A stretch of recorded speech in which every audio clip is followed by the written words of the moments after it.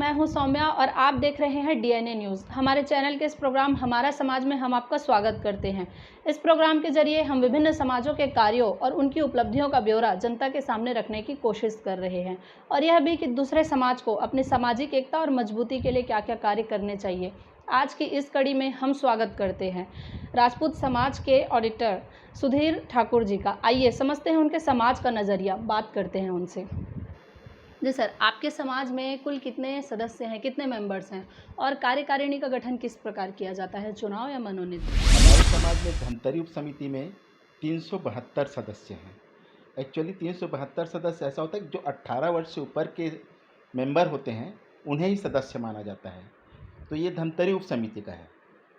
ऐसे छत्तीसगढ़ में 36 उप समितियाँ हैं। कुल छत्तीसगढ़ में समाज की संख्या लाखों पे है।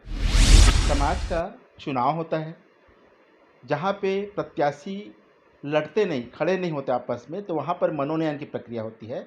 चुनाव में वोट डालने के लिए कार्यकारी सदस्य का होना आवश्यक है। जो कार्यकारी सदस्य होंगे वो चुनाव पे वोट डालेंगे और वोट के माध्यम से ही चुनाव होगा। जहाँ पर प्रत्याशी नहीं होंगे वहाँ मनोनयन किया जाता है। विगत कई वर्षों से धमतरी में अध्यक्ष, उपाध्यक्ष, सचिव, सह सचिव मनोनीत करने की एक स्वस्थ प्रक्रिया चल रही है, बस परंपरा चल रही बोल सकते हैं इसको। जी सर, आप अपने समाज में ऑडिटर पद पर है और इस पद को आप एक चुनौती मानते हैं या अवसर मानते हैं? चूँकि ऑडिटर का पद जो प्रोफेशनल पद है और मैं इसको लगातार से, तो चूँकि मैं समाज का ऑडिटर हूँ और सभी जगह बहुत सारे संस्थाओं में ऑडिटर हूँ, तो ये चुनौती तो नहीं, अवसर तो नहीं है। ये एक चुनौती भी है और एक कार्य है, प्रोफेशनल वर्क है, इसको तो निभाना पड़ता है। इसमें चुनौती और अवसर का ऐसा कोई तालमेल नहीं बोला सकता। आप अपनी योग्यता के आधार पर कितना बेहतर रिजल्ट दे सकते हैं, आप ये कर सकते हैं। इस पर यह अवसर नहीं है, ना चुनौती नहीं, ये सिर्फ एक कार्य है। जी सर, आपके समाज में जो अध्यक्ष हैं और आप भी ऑडिटर पद पर हैं, तो क्या क्या उपलब्धियां रही है आप लोगों की समाज के प्रति? समाज के अध्यक्षों की उपलब्धियां इस तरह तो नहीं गिनाई जा सकती। एक्चुअली क्या होता है, समाज के अध्यक्षों को एक जवाबदारी दी जाती है, समाज के संगठन को अच्छे से चलाना है, समाज के सारे मेंबर्स का ख्याल रखना है और उपलब्धियों के लिए हम इसकी जितनी भी उपलब्धि होती है उसकी उपलब्धि केंद्र को जाती है।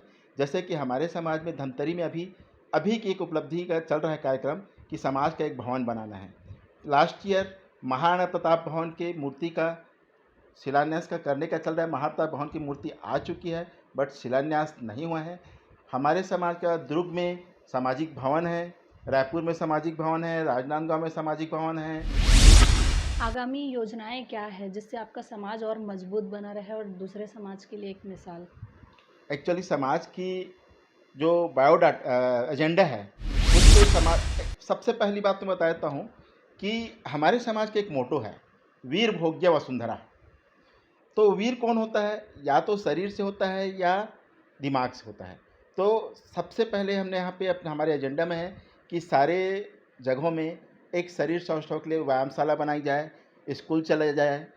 और अभी तो कोरोना काल है, अभी कोरोना काल में हम उपलब्धि बता सकते हैं कि दुर्ग में, रायपुर में हमारी ऑक्सीजन सप्लाई चल रही है, हमारे कार्यकर्ता वहाँ काम कर रहे हैं।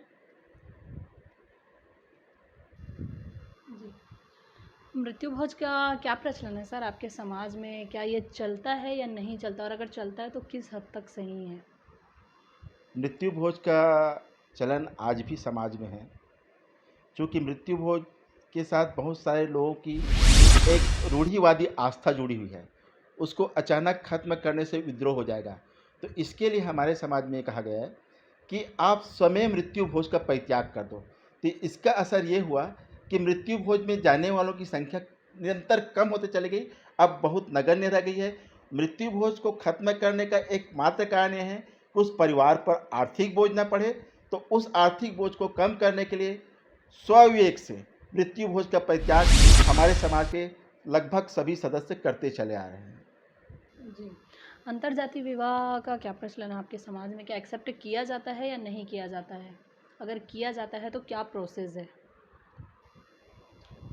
चूँकि आप समाज की बात करते हैं तो अंतरजातीय यहाँ पर कैसे हो सकता है, और राजपूत समाज में अंतरजातीय विवाह को मान्यता नहीं दी गई है, क्योंकि अगर अंतर जाति हो गया तो फिर एक किसी राजपूत समाज, ब्राह्मण समाज, सोनी समाज ये कैसे कर सकते हैं। इसलिए अंतर जाति समाज की राजपूत समाज में किसी प्रकार की मान्यता नहीं है। इसमें राजपूत समाज थोड़ा सा स्ट्रिक्ट है, इसको बिल्कुल भी अलाउ नहीं करता। जी। सामाजिक पदाधिकारी का राजनीतिक जुड़ाव को आप क्या मानते हैं? क्योंकि राजनीति में पार्टीगत लाभ या नुकसान देखा जाता है। चूँकि सामाजिक पदाधिकारी किसी प्रकार का लाभ नहीं लेते, वो सिर्फ समाज के लिए काम करते हैं। और चूँकि एक समाज में विभिन्न प्रकार के राजनीतिक दल से संबंधित लोग रहते हैं, तो वो वहाँ पर राजनीतिक जुड़ाव नहीं, क्योंकि किसी भी समाज में कांग्रेस के भी लोग रहेंगे, भाजपा के भी लोग रहेंगे, बहुत सारे क्षेत्रीय दलों के लोग रहेंगे, तो वहाँ पर राजनीतिक जुड़ाव नहीं। समाज के पदाधिकारी सिर्फ समाज के हित पे काम करते हैं।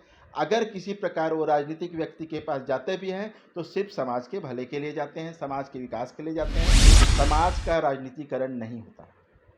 जी, कोरोना काल के इस समय में आप आम जनता को और अपने समाज के सदस्यों को क्या संदेश देना चाहेंगे हमारे चैनल के माध्यम से? आपने सुना ही होगा कि रात के अंधेरों में इतनी ताकत नहीं है कि सुबह होने न दे। तो इस रात के अंधेरे की ढल जाने की बस देर है। वो दिन दूर नहीं है जब हम फिर से वापस वैसे ही घूमेंगे फिरेंगे, लोगों से मिलेंगे। बस इस तकलीफ़ के दौर में मैं आप सभी लोगों को, मेरे समाज के लोगों को, मेरे शहर के लोग को, मेरे देश के लोगों को सिर्फ इतना ही कहना चाहूँगा कि 2 गज दूरी, मास्क है ज़रूरी, घर पे बने रहिए, स्वस्थ रहिए, एक समाज को स्वस्थ रखिए, संपूर्ण जगत को स्वस्थ रखिए। आपसे मेरी यही विनती है। सबसे पहले तो मैं ऋतुराज पवार जी का ना बहुत बहुत सादर नमन है उनके कार्य को, कि उन्होंने वो जो कार्य कर रहे हैं वो नमन योग्य है। ऐसे युवा हमारे शहर के लिए गौरव हैं। मुझे इस बात की खुशी है कि मैं उनके मित्रों की सूची में आता हूँ, ये मेरे लिए गौरव की बात है। और आपका चैनल जिस जिस तरह से कार्य कर रहा है, जिस तरह से लोगों के पास जाके उनकी सारी समस्याओं से अवगत रहता है, समस्याओं को सामने लाता है, ये हमारे शहर के लिए एक बहुत बड़ी उपलब्धि है। जी। तो ये था राजपूत समाज के ऑडिटर सुधीर ठाकुर जी से बातचीत का हमारा सिलसिला। इन्होंने बहुत ही शांत माहौल में हमसे बातचीत की और अपने सामाजिक कार्यों का ब्यौरा हमारे सामने रखा।